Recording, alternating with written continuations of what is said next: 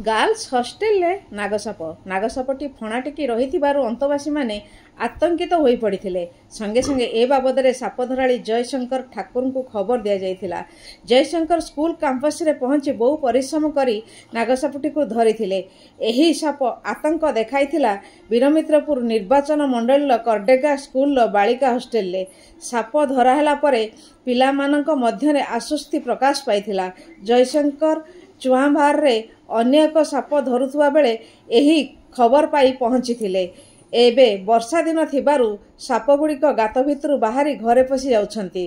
गत सप्ताह रे बणाई उपखंड रे साप कामुडारे 2 दिन रे 3 जनकर मृत्यु होइतिला। वर्षा दिने साप प्रति सतर्क रहिबाकू परामर्श दिया जाइछि।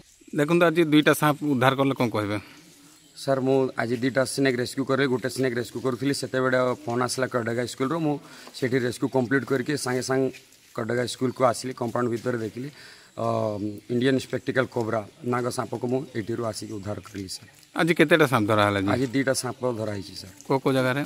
आज चुआबार गुटे धरा हिची आ गुटे करडेगा स्कूल रे धरा हिची। ये अपन देबे सांप धरले एटा केते दिनर सांप धरबा केते पुराना सांप एटा? ये कम से कम 18 वर्ष ऊर्ध्व सांप अटे सर।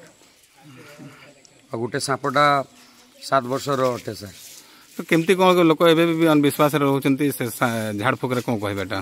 नहीं सर झाड़फुक तो लोक माने अंधविश्वास रहउचंती एमती केते घटना हे सारिछि लोक माने जे झाड़फुक करिसंती से माने बंची नांती सर।